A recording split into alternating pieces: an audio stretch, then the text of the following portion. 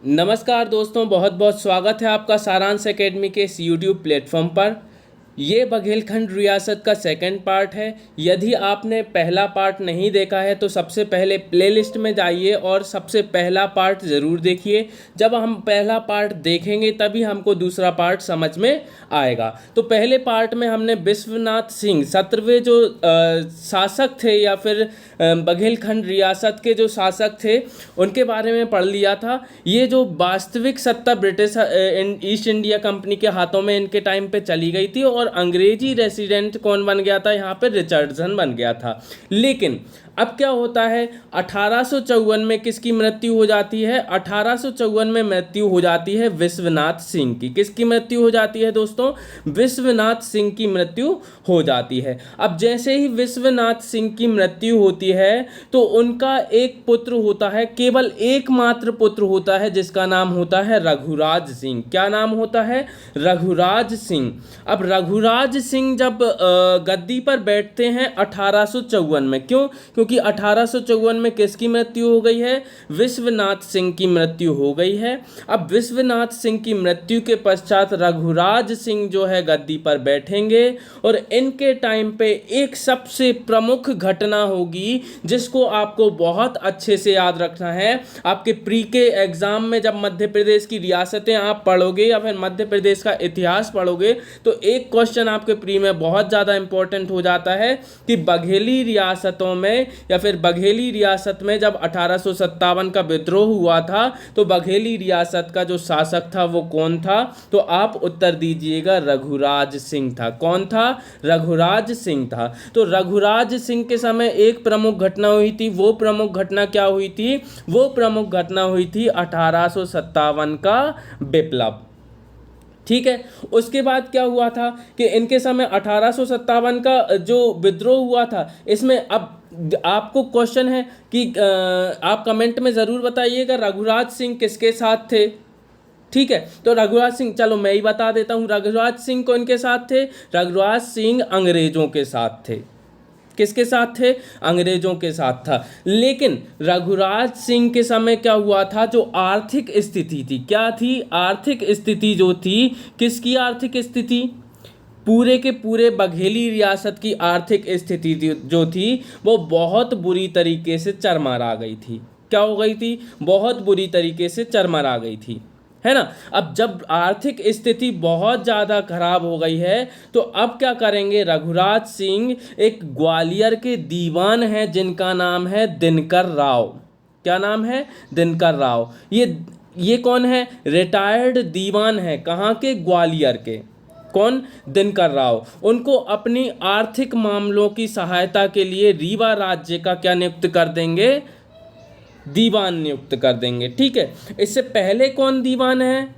तो सर इससे पहले दीवान है दीनबंधु। कौन है? दीनबंधु। तो आपके दो प्रश्न प्री के लिए यहाँ पे कंप्लीट हो जा रहे हैं।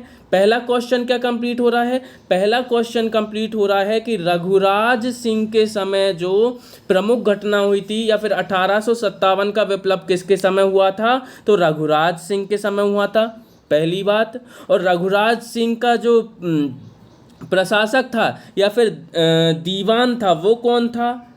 तो वो सर दिनकर राव था। और सर दिनकर राव कहाँ के थे? तो ये रिटायर्ड दीवान थे। कहाँ के? ग्वालियर के। तो भैया इससे पहले कौन था रघुराज सिंह का जो दीवान था? तो आपको पता होना चाहिए दीनबंधु इससे पहले कौन था? इनका दीवान था। ठीक है। अब देखो हुआ क्या कि अब इन्होंने अंग्रेजों से संबंध स्थापित किए। कैसे संबंध स्थापित किए? अच्छे ही संबंध स्थापित किए होंगे। क्यों? क्योंकि 1857 के विप्लव में जब ये अंग्रेजों का साथ दे रहे हैं तो सीधी सी बात है इनके संबंध कैसे रहेंगे? अच्छे रहे होंगे। ठीक है। अब क्या हुआ इसके टाइम पे?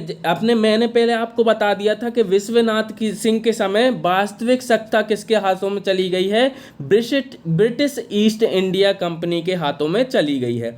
अब जब ब्रिटिश ईस्ट इंडिया कंपनी के हाथों में वास्तविक सत्ता चली गई है तो अंग्रेज जो हैं वो रीवा के शासन प्रशासन में प्रत्येक क्षेत्र में हस्तक्षेप करने लगेंगे कि नहीं करने लगेंगे?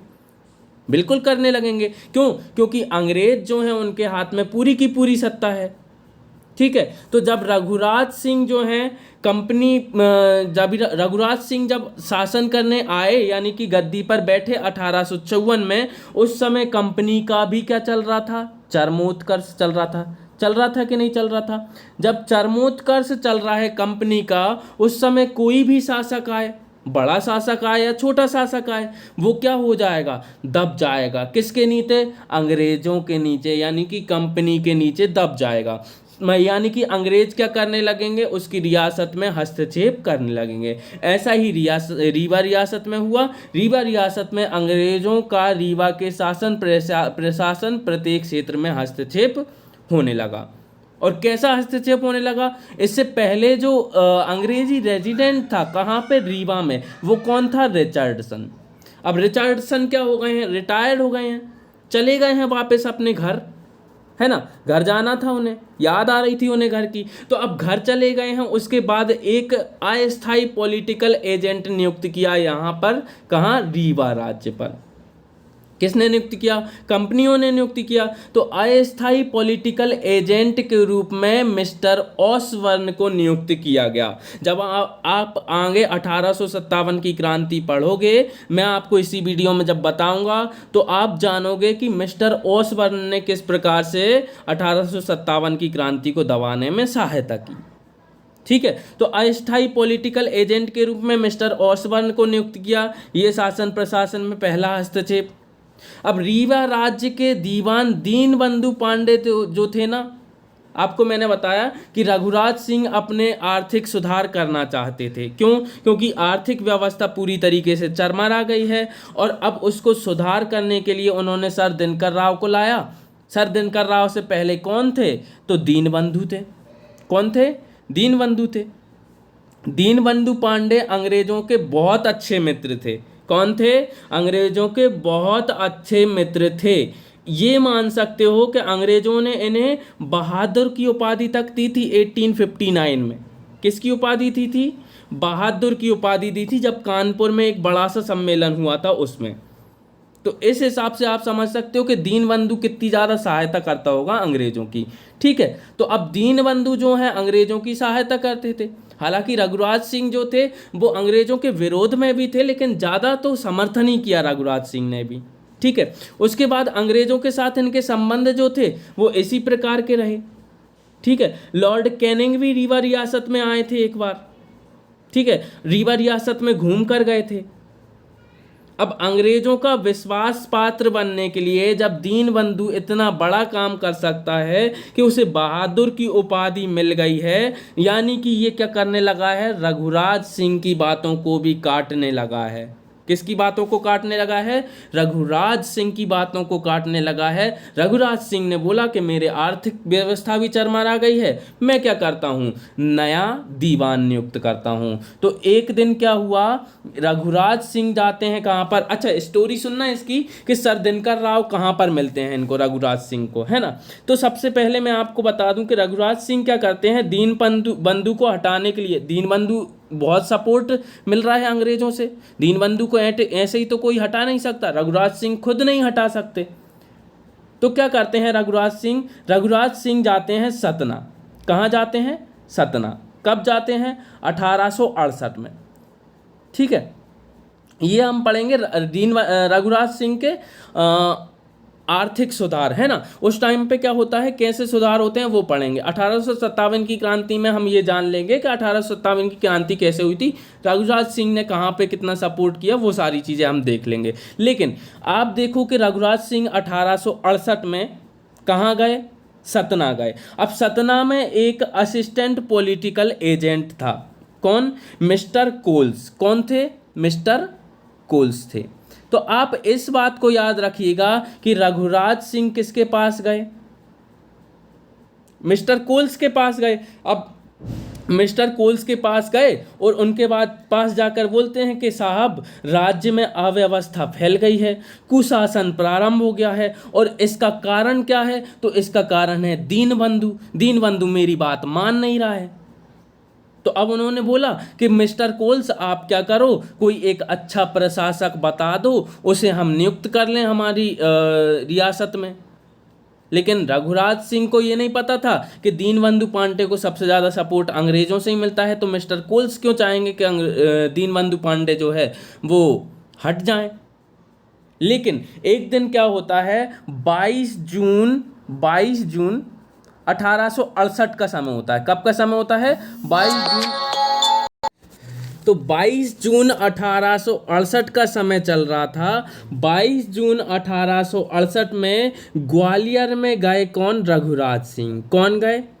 माफ़ कीजिएगा, ग्वालियर नहीं गए, इलाहाबाद गए। कहाँ गए? इलाहाबाद गए। कौन? रघुराज सिंह। अब रघुराज सिंह गए इलाहाबाद गंगा स्नान करने के लिए, और वहीं पर उन्होंने देखा सर दिनकर राव को। किसको देखा? सर दिनकर राव को देखा। एक बार फिर से बता देता हूं कि 22 जून 1868 का दिन था।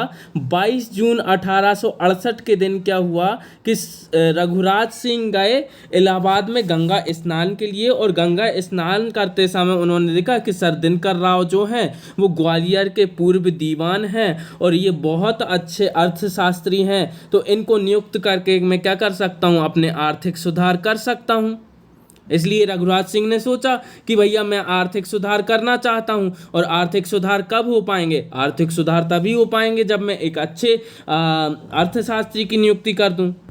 तो अब उन्होंने क्या किया? सर दिनकर राव को अपना प्रशासक या फिर दीवान बना लिया। फिर उसके बाद सर दिनकर राव ने क्या किए? कुछ प्रशासनिक सुधार या आर्थिक सुधार किए और देश अपनी रियासत में जितनी भी अव्यवस्था विद्यमान थी उस व्यवस्था को दूर कर दिया। कैसे किया? तो ये सारे पॉइंट जो हैं आपके मेंस के पॉइंट ऑफ व्यू से बहुत ज़्यादा इंपॉर्टेंट हैं। 5 नंबर में आपसे सीधा सा प्रश्न पूछा जा सकता है कि सर दिनकर राव के प्रशासनिक सुधार बताइए। रघुराज सिंह के प्रशासक सर दिनकर राव के प्रशासनिक सुधार बताइए, या फिर रघुराज सिंह के दीवान के प्रशासनिक सुधार बताइए, या फिर आपसे क्वेश्चन ये पूछा जा सकता है कि रघुराज सिंह के समय हुए प्रशासनिक सुधारों का वर्णन कीजिए। ठीक है, तो आप छोटा सा इंट्रो दीजिएगा। इंट्रो क्या दीजिएगा कि सर दिनकर राव रघुराज सिंह के क्या थे? दीवान थे या फिर प्रशासक थे। उन्होंने क्या किया? निम्नलिखित सुधार किए। पहला सुधार क्या किया कि पूर्व में यानी कि पहले से जो व्यवस्था थी ठीका पद्धति। कौन सी पद्धति? ठीका पद्धति, जिसे एन कमाल खालसा भी कहा जाता था। कौन सी पद्धति? ठीका पद्धति, जिसे एन कमाल खालसा भी कहा जाता था, उसमें सुधार किए। अब ठीका पद्धति क्या होती थी? ठीका पद्धति में क्या होता था कि लगान व्यवस्था जो है, पूर्व की लगान जो है वो बहुत ज़्यादा वसूली जाती थी, है ना, बहुत ज़्यादा वसूली जाती थी। उसकी वजह से क्या हो रहा था? अर्थव्यवस्था चरमरा रही थी। शासक के पास पैसा नहीं आ रहा था। किसके पास पैसा जा रहा था? अलग अलग बीच के जो व्यापारी हैं उनके पास पैसा जा रहा था, है ना। तो ठीका पद्धति में सुधार किया, और उसके बाद सुधार करने के बाद क्या हुआ? अर्थव्यवस्था पटरी पर आने लगी। ठीक है, फिर उसके बाद 1827 से स्थापित मिताक्षरा नामक कचहरी में सिर्फ फौजदारी मुकदमों की सुनवाई होने लगी। पहले क्या हो रहा था? मिताक्षरा नाम की एक कचहरी हुआ करती थी। कहाँ पे? रीवा रियासत में। और उस कचहरी में फौजदारी और दीवानी दोनों मामलों की सुनवाई होती थी। अब दोनों मामलों की एक साथ सुनवाई होगी तो दोनों मामलों में उलझन सी पैदा हो जाएगी, कभी दीवानी कभी फौजदारी। इसलिए क्या किया? मिताक्षरा नामक जो कचहरी थी उसको एक मुकदमों की सुनवाई के लिए ही रख लिया, वो थे फौजदारी मुकदमे। ठीक है, उसके अलावा 1856 में क्या किया? एक परमिट विभाग को चुंगी वसूल करने का अधिकार दे दिया। किसको? परमिट विभाग को चुंगी वसूल करने का अधिकार दे दिया। क्यों? क्योंकि व्यापार में बहुत ज़्यादा लाभ हो रहा था, लेकिन सरकार के पास या शासन के पास कुछ भी नहीं आ पा रहा था। इसलिए क्या किया? परमिट विभाग से बोल दिया कि साहब आप क्या लेने लगो? चुंगी लेने लगो। और चुंगी लेने लगेंगे तो क्या हो जाएगा? आर्थिक सुधार हो जाएंगे, है ना। उसके अलावा क्या किया? 1867 में स्थापित इलाहाबाद जबलपुर रेलवे लाइन को सतना से जोड़ दिया। ठीक है, 1867 में स्थापित इलाहाबाद जबलपुर रेलवे लाइन को किससे जोड़ दिया? सतना से जोड़ दिया। उसके अलावा 1871 में बघेलखंड एजेंसी की स्थापना की, जिसमें कितनी रियासतें शामिल की उन्होंने?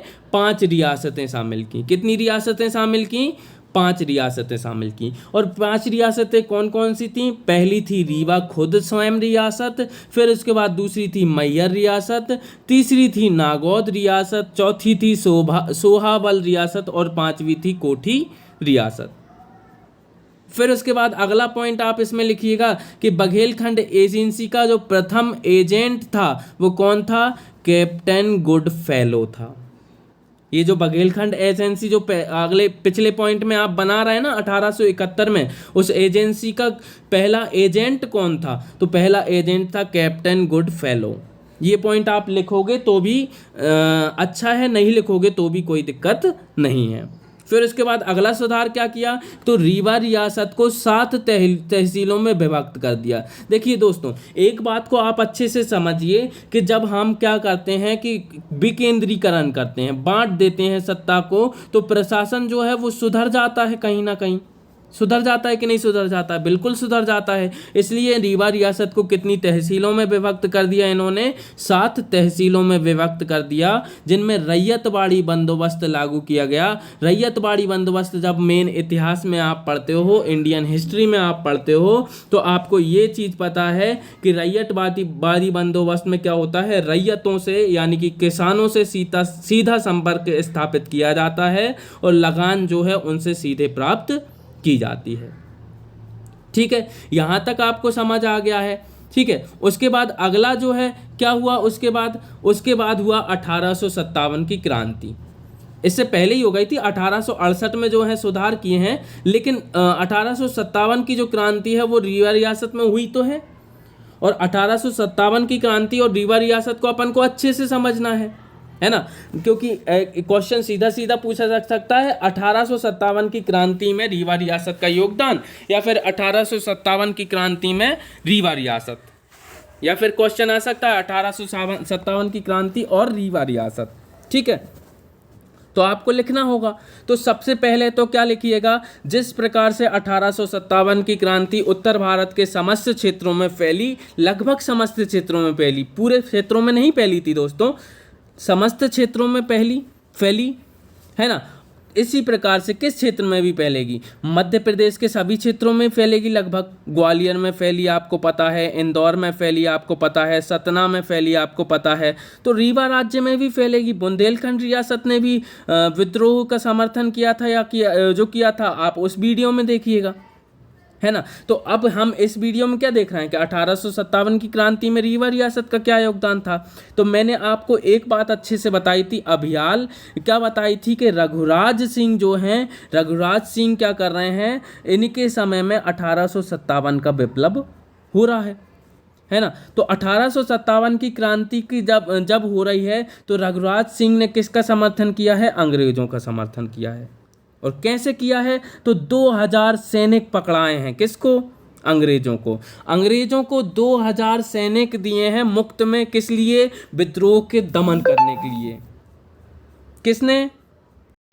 तो रघुराज सिंह ने क्या किया है? अंग्रेजों की सहायता हेतु 2000 सैनिकों की नियुक्ति की है, या फिर 2000 सैनिक अंग्रेजों को दिए हैं।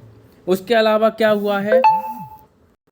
सेंट्रल इंडिया एजेंसी की स्थापना हुई है रीवा राज्य पर नज़र रखने के लिए। क्यों? क्योंकि विद्रोह जब सारी राज्यों में, सारी रियासतों में हो रहे हैं, तो सीधी सी बात है रीवा राज्य में भी क्या हो जाएगा? विद्रोह हो सकता है। विद्रोह हो सकता है तो उस पर नज़र रखने के लिए किसकी ज़रूरत पड़ेगी? सीधी सी बात है, एक एजेंसी की ज़रूरत पड़ेगी। तो उस एजेंसी का नाम क्या है जिसने रीवा राज्य पर नज़र रखने के लिए बनाई गई है? उसका नाम है सेंट्रल इंडिया एजेंसी। अब होता क्या है? 1857 की क्रांति में सर्वप्रथम कुंवर सिंह, कौन? कुंवर सिंह जो थे ना, कहाँ के थे कुंवर सिंह? बिहार, जगदीशपुर, आरा से जो नेतृत्व कर रहे थे, वो कहाँ करते हैं? रीवा राज्य में प्रवेश करने का प्रयास करते हैं। कहाँ करने का प्रयास करते हैं? रीवा राज्य में प्रवेश करने का प्रयास करते हैं। परंतु यहाँ पर एक कमांड संभाल रहे होते हैं व्यक्ति जिनका नाम होता है कर्नल हाइड, और एक पॉलिटिकल एजेंट होते हैं जिनका नाम होता है ऑसबर्न। मैंने आपको पहले भी बता दिया है कि मिस्टर ऑसबर्न जो हैं वो अस्थायी रूप से क्या नियुक्त किए गए हैं, यहाँ पर पॉलिटिकल एजेंट नियुक्त किए गए हैं रीवा में। ठीक है, तो अस्थायी रूप से रीवा में पॉलिटिकल एजेंट हैं ऑसबर्न, उसके अलावा एक कमांड कर्नल हैं जिनका नाम है हाइड। अब ये दोनों क्या करते हैं, इनको प्रवेश करने से रोक देते हैं, किसको, कुंवर सिंह को। ठीक है, अब इन्होंने सेंट्रल इंडिया एजेंसी की स्थापना कर दी है, कुंवर सिंह को प्रवेश करने से रोक दिया है, लेकिन विद्रोह तो फिर भी होगा कि नहीं होगा, बिल्कुल होगा। क्यों, क्योंकि विद्रोह पूरे भारत में करने की चर्चा चल रही थी, तो सीधी सी बात है रीवा रियासत में भी कहीं ना कहीं विद्रोह होगा। अब विद्रोह की शुरुआत कहाँ से होगी, तो विद्रोह की शुरुआत होगी सोहागपुर से। कहाँ से शुरुआत होगी, सोहागपुर से। तो सर्वप्रथम सोहागपुर में कौन, विद्रोही अपना डेरा जमाएंगे। क्या जमाएंगे, डेरा जमाएंगे। तो अब जिसकी वजह से किसकी गिरफ्तारी हो जाएगी, अब डेरा जमाया किसने, सोहागपुर में विद्रोहियों ने। अब विद्रोहियों ने डेरा जमाया, जिसके कारण सोना खान वहाँ का जमींदार था, उसकी क्या हो जाएगी, गिरफ्तारी हो जाएगी। क्या हो जाएगी, गिरफ्तारी हो जाएगी। क्यों, क्योंकि यहाँ पर डेरा जमाने क्यों दिया आपने, है ना। तो गिरफ्तारी कर ली अंग्रेजों ने, किसकी, सोना खां की गिरफ्तारी कर ली। अब जब सोना खां की गिरफ्तारी कर ली है, तो अब क्या करेंगे, इनको सोना खां को ले गए हैं रायपुर। कहाँ ले गए हैं, रायपुर ले गए हैं। ठीक है, तो अब रायपुर जब ले गए हैं सोना खां को, तो विद्रोही क्या करेंगे, रायपुर बंदी गृह पर आक्रमण कर देंगे। किसको छुड़ाने के लिए, सोना खां को छुड़ाने के लिए। ठीक है, तो रायपुर बंदी गृह पर सोना खां को छुड़ाने के लिए विद्रोही आक्रमण कर देते हैं, और इस आक्रमण से सोना खां तो छूट जाता है, सोना खां तो आज़ाद हो जाता है, सोना खां को तो छोड़ना पड़ता है। लेकिन एक क्रांतिकारी होता है जिसका नाम होता है नारायण सिंह। क्या नाम होता है, नारायण सिंह। उसे पकड़कर क्या दे दी जाती है, फांसी दे दी जाती है। तो ये घटना महत्वपूर्ण हो जाती है 1857 की क्रांति में। क्या, कि सर्वप्रथम सोहागपुर में विद्रोहियों ने अपना डेरा जमाया।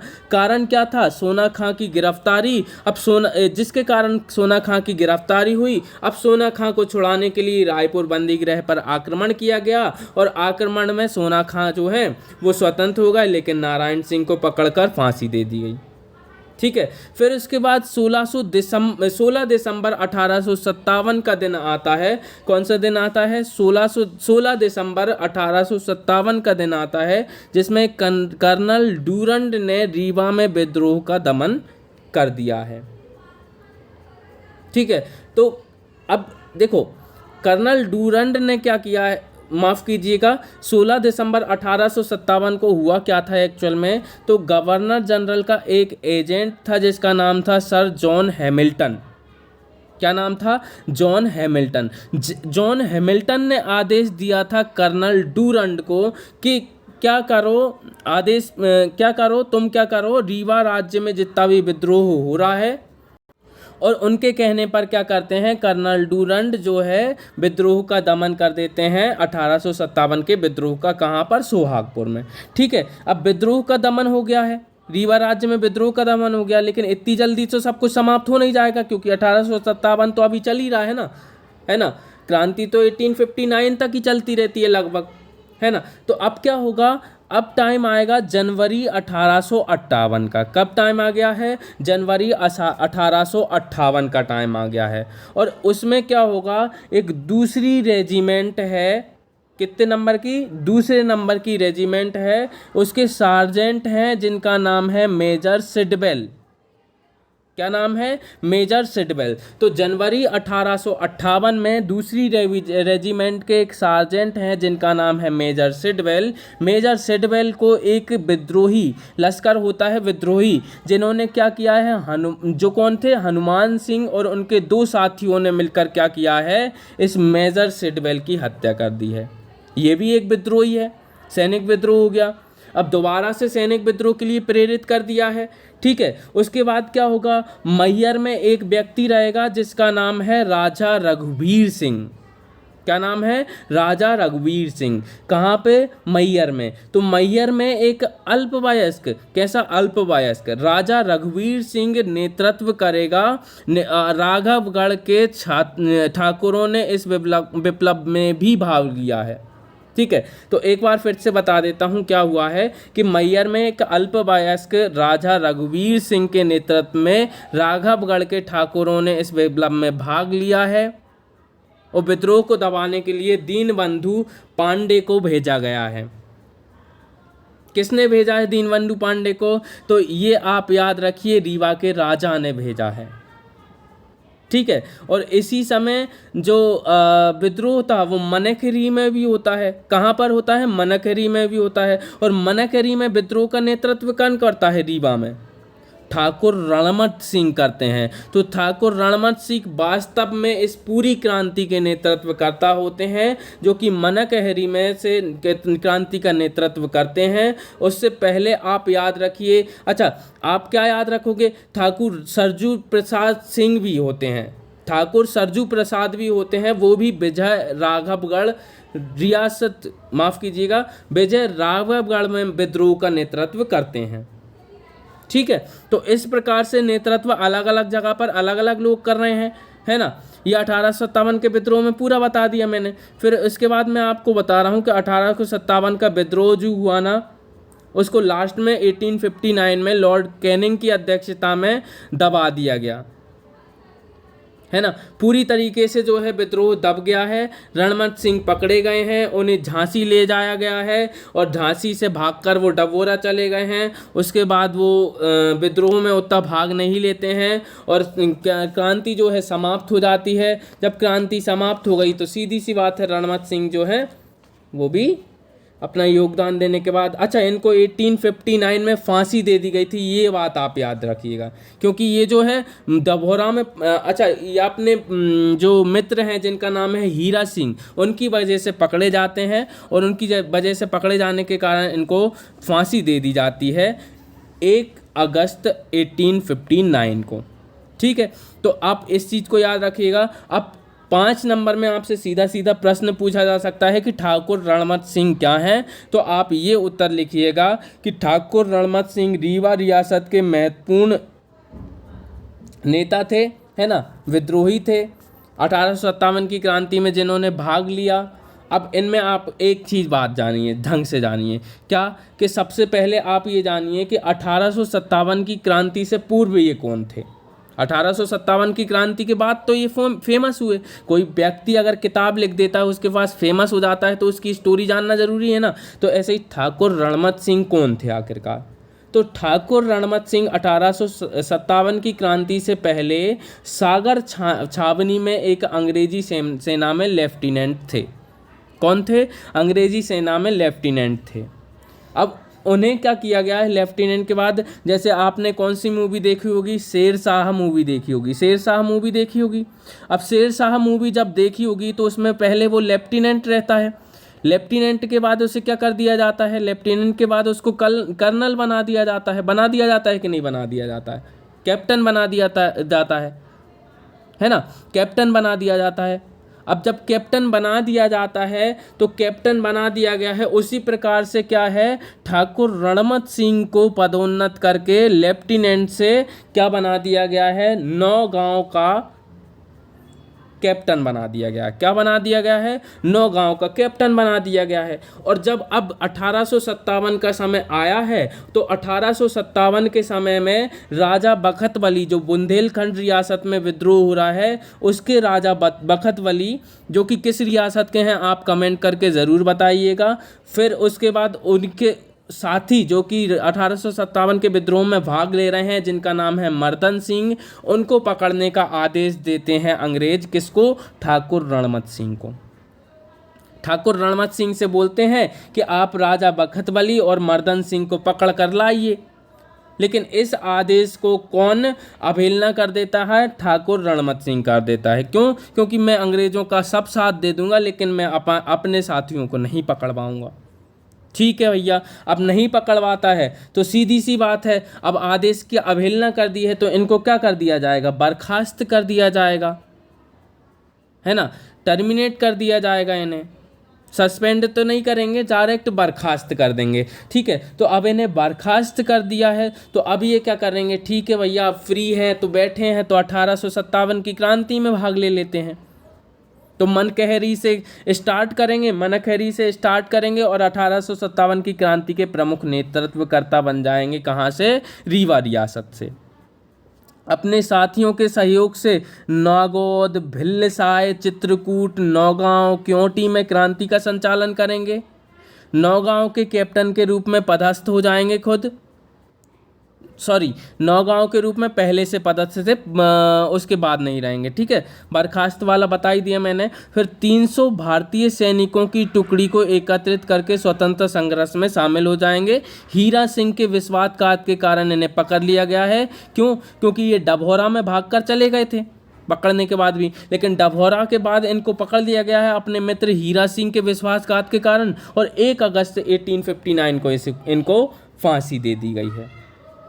अगर आप इनको वर्तमान में जोड़कर बताएं तो वर्तमान में रीवा में जो स्टेडियम है वो ठाकुर रणमत सिंह स्टेडियम के नाम से जाना जाता है। ठीक है, तो ये रणमत सिंह के बारे में इंपॉर्टेंट हो गया, आपको याद रखना है, 5 नंबर में रणमत सिंह आ सकता है। ठीक है, फिर इसके बाद अगला प्रश्न है वेंकट सिंह, या फिर अगले जो शासक हैं वो कौन है, वेंकट रमन सिंह, 1895 से 1918।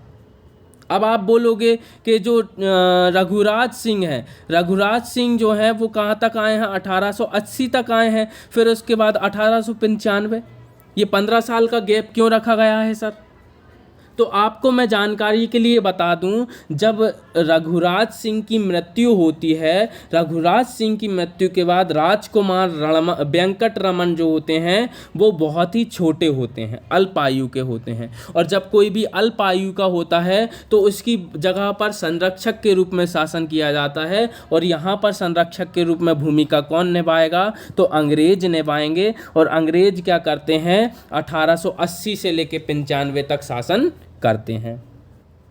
ठीक है, 1880 से 95 तक ये शासन करेंगे, और 95 में वेंकट रमन को अपना शासन सौंप देंगे, और 1918 तक अब वेंकट रमन शासन करेंगे।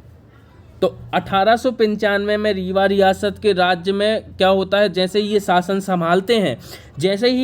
संभालते हैं तो रीवा राज्य में एक भयानक अकाल पड़ जाता है। क्या पड़ जाता है, भयानक अकाल पड़ जाता है। अब अकाल पड़ गया है क्यों, क्योंकि इससे पहले 15 साल किन्होंने लूटा है, अंग्रेजों ने लूटा है, इसलिए पड़ गया होगा अकाल, है ना। तो अब अकाल पड़ गया है भयानक, तो क्या करेंगे वेंकट रमन, अपने प्रजा की सहायता करेंगे कि नहीं करेंगे, बिल्कुल करेंगे। तो अब सहायता करना है, उसके लिए क्या स्थापित करेंगे, एक अकाल पीड़ित कोष की स्थापना करेंगे। वही वेंकट रमन ने किया। क्या किया, अकाल पीड़ित कोष की स्थापना कर दी। ठीक है, फिर उसके अलावा एक और काम इन्होंने महत्वपूर्ण किया। क्या किया कि रीवा राज्य में सरस्वती भंडार पुस्तकालय का निर्माण करवाया। पढ़ाई लिखाई का बहुत शौक था, इसलिए उन्होंने क्या किया, सरस्वती भंडार पुस्तकालय का निर्माण कराया। अब उसके बाद वेंकट रमन के सुधार कार्य पूछे जा सकते हैं। वेंकट रमन की मृत्यु कैसे होती है वो तो बाद में बता ही दूंगा मैं आपको, लेकिन आप ये बात अच्छे से याद रखिए कि वेंकट रमन 1903 में दिल्ली दरबार में भी गए थे, और इंदौर में 1905 में ये प्रिंस ऑफ वेल्स से भी मिले थे। ठीक है, 1903 में दिल्ली दरबार में भी शामिल हुए, 1905 में तत्कालीन प्रिंस ऑफ वेल्स से इंदौर में मिले थे ये। अब इन्होंने कुछ सुधार कार्य किए, क्यों, क्योंकि प्रशासन जो है 15 साल किसने चलाया है, अंग्रेजों ने चलाया है, पूरी तरीके से बिगाड़ के रख दिया है कि नहीं रख दिया है। तो अब वेंकट रमन क्या चाहते हैं, वेंकट रमन चाहते हैं कि उसमें कुछ सुधार हों। अब सुधार हों तो वेंकट रमन कुछ सुधार करते हैं। पहला क्या करते हैं कि माल और दीवानी मुकदमे के निर्णय के लिए 1897 में चौरे की स्थापना करते हैं। किसकी स्थापना करते हैं, चौरे की स्थापना करते हैं। चौरे एक प्रकार की अदालत स्थापित की इन्होंने मुख्य स्थानों पर। ठीक है, तो चौरे की स्थापना की गई माल और दीवानी मुकदमों के निर्णय लेने के लिए। फिर इसके बाद अगला पॉइंट क्या है कि कोर्ट फीस और स्टाम्प फीस के नियम में परिवर्तन किए गए। और मृत्युदंड के साथ साथ अर्थदंड को भी सम्मिलित किया गया। अगला पॉइंट है, तो 3 पॉइंट क्या क्या हो गए वेंकटरमन के प्रशासनिक सुधार में। पहला, माल और दीवानी मुकदमे के निर्णय के लिए 1897 में चौरे की स्थापना की। दूसरा है, कोर्ट फीस और स्टाम्प फीस के नियम परिवर्तित किए। तीसरा है, मृत्युदंड के साथ साथ अर्थदंड दिया। चौथा है, शिक्षा के क्षेत्र में क्या सुधार किए, तो शिक्षा के क्षेत्र में प्राथमिक शिक्षा को अनिवार्य कर दिया। मैंने आपको बताया सरस्वती भंडार पुस्तकालय की भी स्थापना की। तो इन्होंने ग्रामीण अंचलों में भी बहुत सारी क्या करवाई, पाठशालाएं खुलवाईं।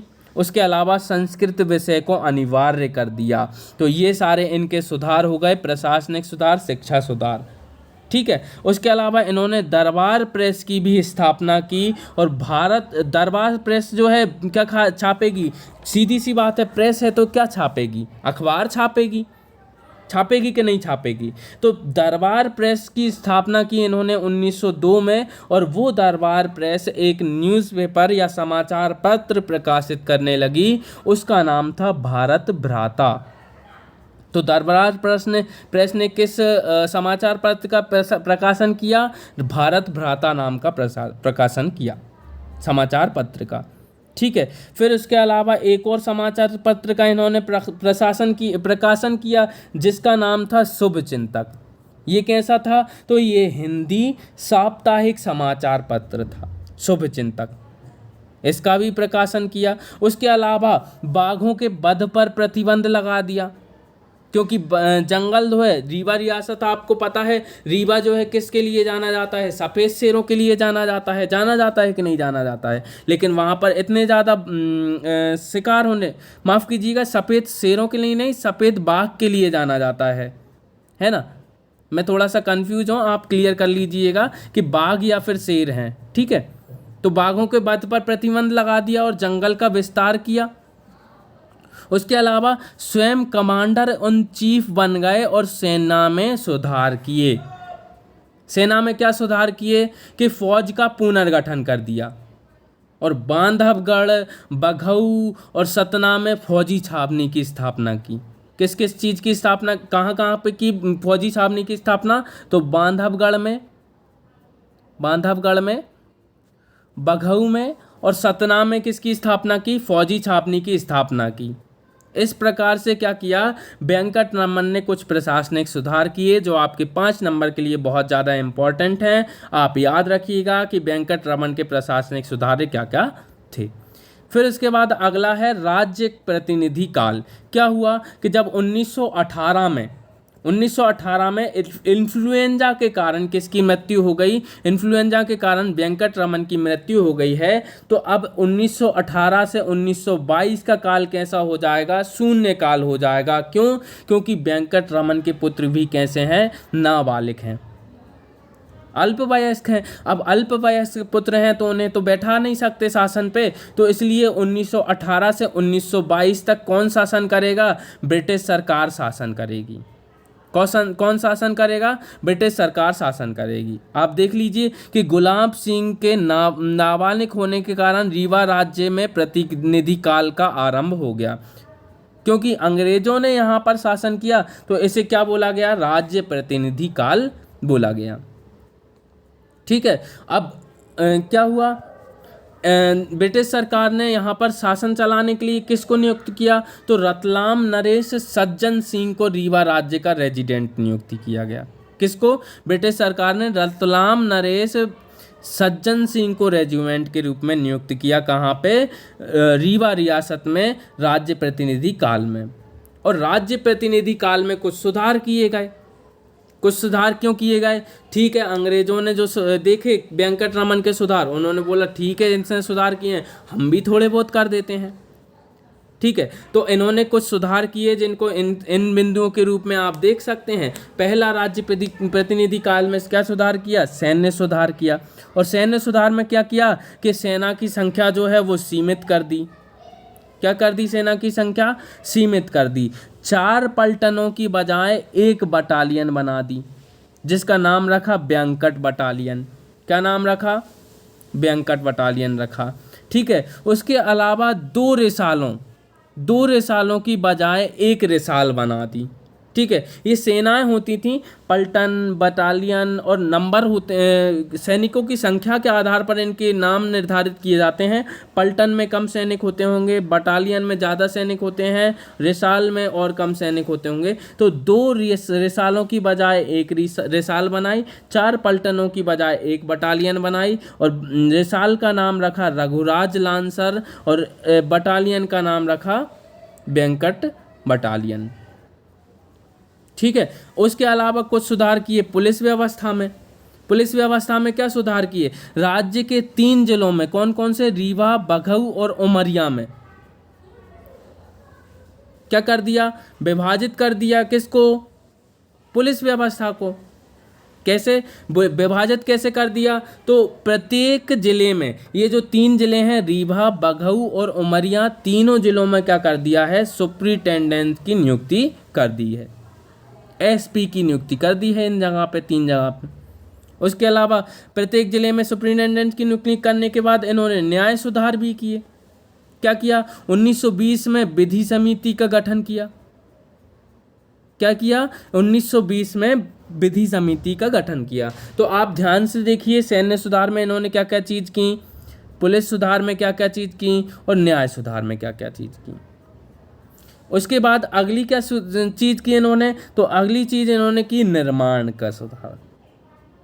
रीवा सिरमौर तथा रीवा गुड़ सड़क का निर्माण करवाया इन्होंने। सड़क बहुत ज़रूरी थी क्योंकि परिवहन बहुत ज़्यादा इंपॉर्टेंट था, इसलिए रीवा सिरमौर और रीवा गुड़ सड़क का निर्माण करवाया। फिर उसके बाद शिक्षा के क्षेत्र में शिक्षा मंत्री, शिक्षा इंस्पेक्टर की नियुक्ति की इन्होंने। मार्तंड हिंदी मिडिल स्कूल रीवा में बनवाया, गुलाब मिडिल स्कूल उमरिया में बनवाया और सतना और उमरिया में नगर पालिका की स्थापना की।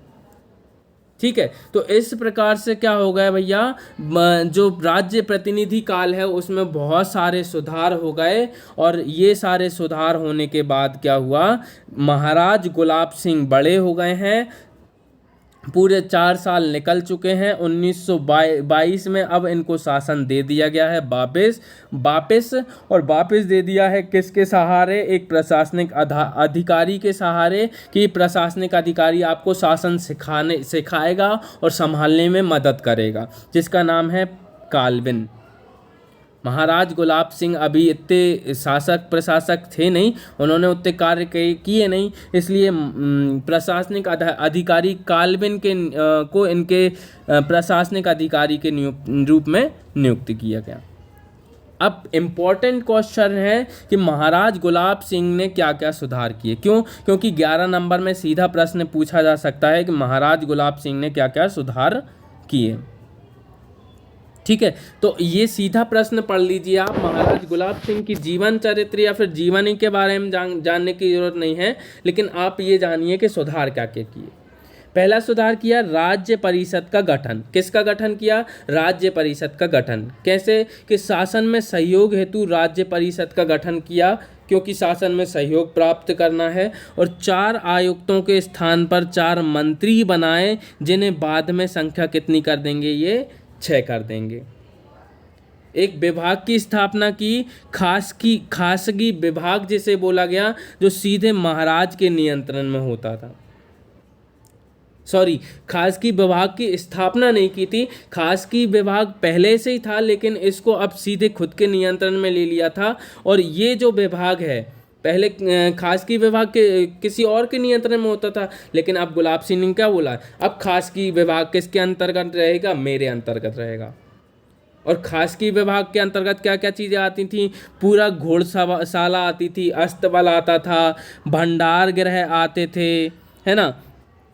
और जितनी भी कौन सी चीज़ हैं, ये वाली जो चीज़ हैं ये आती थी। ठीक है, फिर उसके बाद इन्होंने न्यायिक सुधार किए। न्यायिक सुधार क्या किए? न्यायिक सुधार में इन्होंने बुढ़ार में रीवा राज्य के प्रथम न्यायालय की स्थापना कर दी। इससे पहले रीवा राज्य में कोई भी न्यायालय नहीं था, कचहरी हुआ करती थी छोटी छोटी, जो आपको मैंने बताई थी। वेंकटरमन चौरे की स्थापना करते हैं, है ना, लेकिन न्यायालय नहीं था। तो अब बुढ़ार में पहला न्यायालय स्थापित किया है किसने?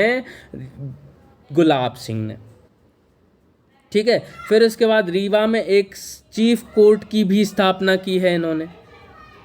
फिर उसके बाद कृषि में भी बहुत सारे सुधार किए हैं। कृषि में क्या सुधार किए हैं, तो बैंक ऑफ बघेलखंड की स्थापना की, और ये बैंक ऑफ बघेलखंड कृषि में क्षेत्र में सुधार करने के लिए तकावी ऋण देगा। किसको, किसानों को।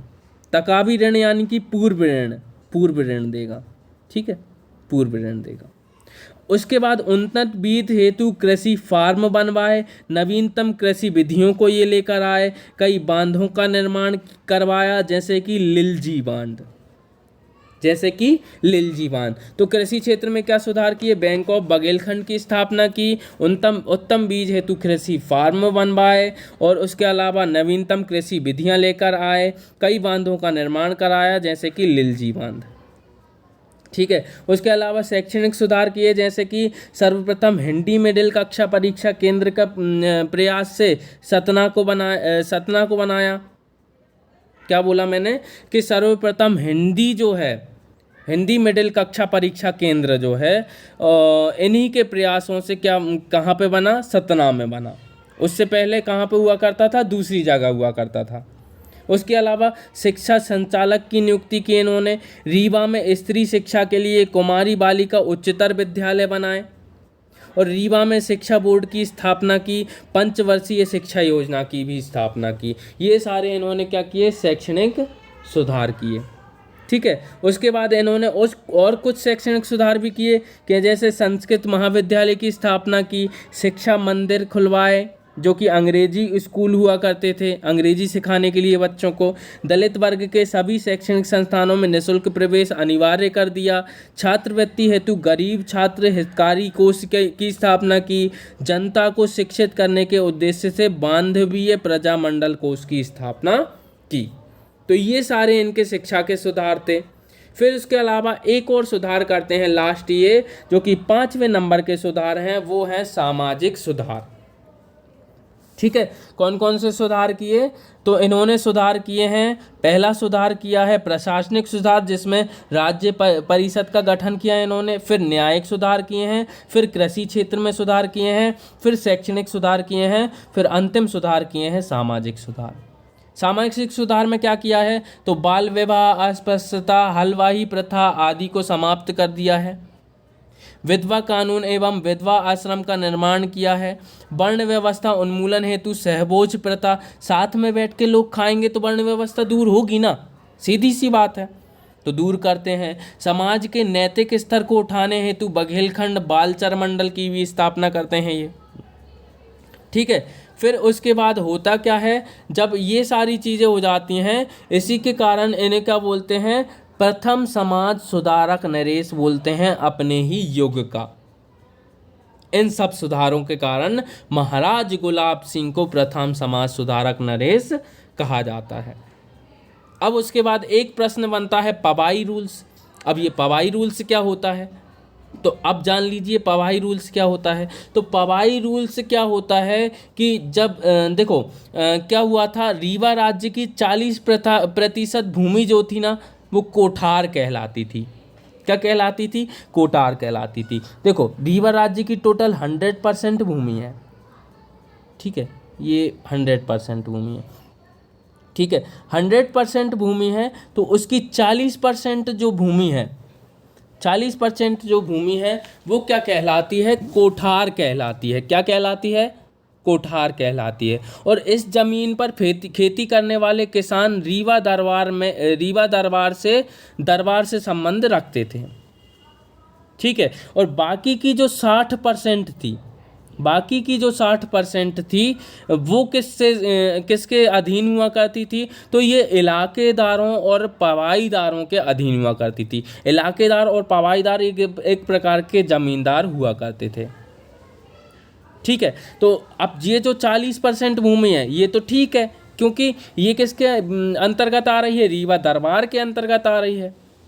लेकिन बाकी की जो 60% है उस पर पवाईदार और इलाकेदार क्या कर रहे हैं, शासन कर रहे हैं, उस पर अधिकार जमाए हुए हैं।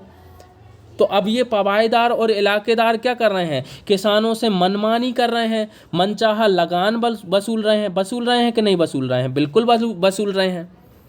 अब उनसे मनचाहा लगान अगर वसूल रहे हैं तो उनके साथ अन्याय या जाति हो रही है कि नहीं हो रही है? बिल्कुल हो रही है। उनके साथ बहुत बुरा व्यवहार कर रहे हैं ये लोग। अब किसानों की हालत कैसी हो जाएगी? दयनीय हो जाएगी। कैसी हो जाएगी? दयनीय हो जाएगी कि नहीं हो जाएगी? बिल्कुल हो जाएगी।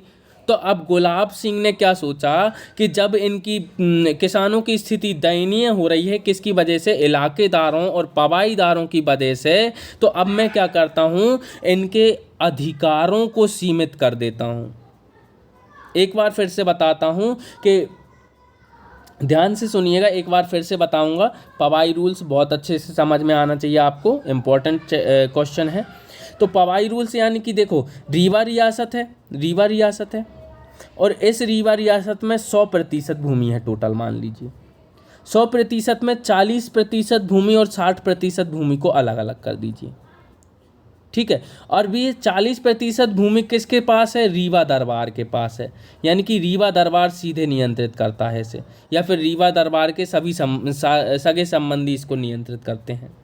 लेकिन बाकी की 60% कौन नियंत्रित करता है? तो इलाकेदार या फिर पवाईदार नियंत्रित करते हैं। कौन? इलाकेदार या फिर पवाईदार नियंत्रित करते हैं, ठीक है। एक प्रकार के जमींदार हैं, ये दोनों नियंत्रित करते हैं। अब ये दोनों अगर नियंत्रित करते हैं तो ये क्या कर रहे हैं? किसानों से बहुत ज़्यादा लगान वसूल रहे हैं। अब लगान जब वसूल रहे हैं तो किसानों का शोषण हो रहा है। तो अब किसानों के शोषण को रोकने के लिए गुलाब सिंह ने सोचा कि मैं इलाकेदारों और पवाईदारों के क्या करूं? अधिकारों को सीमित कर दूं। और इसी अधिकारों को सीमित करने के उद्देश्य से कौन? गुलाब सिंह क्या लेकर आते हैं? पवाई रूल्स लेकर आते हैं। और इसको लागू कब करते हैं?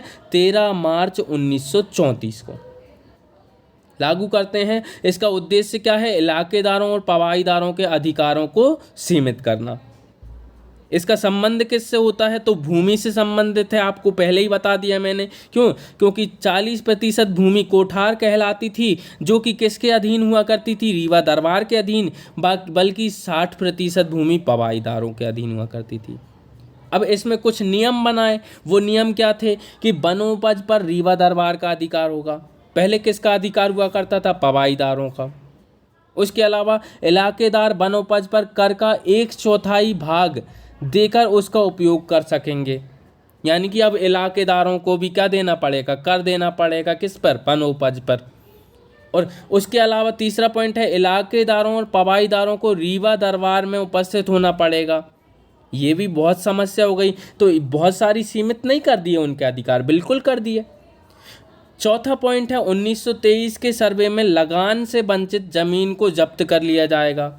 अगर किसी ने लगान नहीं दिया है, किसी इलाकेदार ने, पवाईदार ने लगान नहीं दिया है, तो उस जमीन को जब्त कर लिया जाएगा। और अब वो क्या कहलाने लगेगी? कोठार कहलाने लगेगी, है ना। और लगान को 4-5 गुना बढ़ा दिया। ये थोड़ा सा गलत कर दिया पवाई रूल्स में। किसने? गुलाब सिंह ने, कि लगान को 4-5 गुना बढ़ा दिया, ठीक है। अब गुलाब सिंह की जो है मृत्यु हो जाती है 1946 में। और ये जो हैं बहुत सारे सुधार करने के बाद चल बसते हैं। और इनके जो पुत्र हैं उनका नाम है मार्तंड सिंह जूदेव, जो कि इनके सबसे ज्येष्ठ और सबसे बड़े पुत्र हैं। गुलाब सिंह की मृत्यु के बाद ये शासक बनेंगे 1946 से, और 1995 तक ये भारत में रहेंगे, ठीक है। इन्होंने क्या किया है? कुछ नहीं किया है। इन्होंने भारत संघ में विलय करवा दिया है। किसका? रीवा राज्य का। क्यों? क्योंकि 1947 में देश आज़ाद हो गया है। अब ये शासक रह नहीं सकते। जैसे भोपाल रियासत का विलय करवा दिया गया था, उसी प्रकार से इसका भी विलय करवा लिया जाएगा, बस सरदार वल्लभ भाई पटेल के द्वारा, ठीक है। तो रीवा रियासत में विलय करवा दिया जाएगा। मार्तंड सिंह के समय रीवा राज्य में सर्वप्रथम सफ़ेद शेर देखा गया था। ये इंटरेस्टिंग फैक्ट आपको याद रखना है। तो सफ़ेद शेर ही है वो। सफ़ेद शेरों की भूमि किसे कहा जाता है? रीवा को कहा जाता था, है, ठीक है। तो आप ये याद रखिए कि मार्तंड सिंह के समय रीवा राज्य में सर्वप्रथम सफ़ेद शेर मोहन को देखा गया था, ठीक है। अभी बांधवगढ़ में सबसे ज़्यादा शेर पाए जाते हैं ना, सफ़ेद, है ना। आप कंफर्म कर लीजिएगा, ये फैक्ट थोड़ा गड़बड़ा है मेरा, लेकिन आप कंफर्म कर लीजिएगा, ठीक है। अब 7 सदस्यीय संवैधानिक सुधार समिति का गठन किया गया और रीवा राज्य में लोक सत्तात्मक शासन विधान हेतु जिसका अध्यक्ष हरि सिंह गौर को बनाया गया। ये सारे सुधार किए गए, ये आपको याद नहीं रखना है, ठीक है। अब महत्वपूर्ण चीज़ आती है कि बघेली राज्य जो था उसके अंतर्गत कुछ महत्वपूर्ण रियासतें थीं जिनको हमको अलग अलग डिटेल में पढ़ना चाहिए था, लेकिन इतना ज़्यादा इम्पोर्टेंट नहीं थी ये, अलग अलग इनका शासन नहीं चलता था, इस जैसे कि बुंदेलखंड रियासतों का चलता था, इसलिए इनको ज़्यादा इम्पोर्टेंस नहीं देना है। लेकिन एक प्रश्न आपसे सीधा पूछा जा सकता है कि बघेली राज्य के अंतर्गत महत्वपूर्ण रियासतों का वर्णन कीजिए 5 नंबर में या फिर 11 नंबर में। 5 नंबर में आने की ज़्यादा संभावना है, इसलिए मैंने आपको यहाँ पे लिख के दे दिया है कि 1803 में बेसिन की संधि हुई, फलस्वरूप रीवा राज्य के अंतर्गत अनेक छोटी छोटी रियासतों का राज्य बन गया। और इसके अंतर्गत प्रमुख रियासतें कौन कौन सी थीं? पहली थी नागौद, फिर कोठी, फिर मैहर, फिर सोहाबल, अरोड़ा और चौबे जागीर थीं। इनमें से 4-5 जागीर आप पढ़ लीजिए। सबसे पहले नागौद पढ़ लीजिए, जिनकी मूल राजधानी उचेहरा थी और राजा चैन सिंह ने राजधानी उचेहरा से नागौद परिवर्तित कर दी। 1809 में लाला यशराज सिंह को अलग सनद प्रदान करके पृथक राज्य का दर्जा दिया गया था। तो ये पृथक राज्य नागौद कब बन गया था? 1809 में बना था। इसके अलावा मैहर को देख लीजिए, 1814 में अलग राज्य का दर्जा दिया गया। कछवाहा शासक ठाकुर भीम सिंह दुर्जन सिंह यहाँ के शासक हुए। कोठी की स्थापना जगत राय सिंह बघेल द्वारा की गई और 1810 में इसे अलग राज्य का दर्जा दिया गया। सोहाबल जागीर तो इसकी स्थापना फतेह सिंह ने की थी, कालांतर में हृदय शाह द्वारा अधिकार कर लिया गया। 1809 में अलग राज्य का दर्जा दिया गया। अरोड़ और चौबे जागीरों का हिस्सा बांदा यूपी के अंतर्गत आता था, जिन पर हृदय शाह का आधिपत्य था, ठीक है। तो इस प्रकार से ये सारी रियासतें जो थीं, डिवाइडेशन था यहाँ पे, ठीक है। फिर उसके बाद क्या होता है, ये जो चैप्टर है यहीं समाप्त हो जाता है और आपकी बघेलखंड रियासत कंप्लीट हो जाती है। थैंक यू, आपने ये वीडियो पूरी देखी है इसलिए, और इस चैनल को ज़रूर सब्सक्राइब कीजिए और अपने दोस्तों को शेयर ज़रूर कीजिए, क्योंकि मध्य प्रदेश की रियासतों का आपको कंटेंट जो है PDF के फॉर्म में टेलीग्राम चैनल पर सारांश एकेडमी के नाम पे जो चैनल है वहाँ पर प्रोवाइड कराया गया है। उसके अलावा बेस्ट वीडियोज़ आपके लिए लाते रहेंगे। धन्यवाद।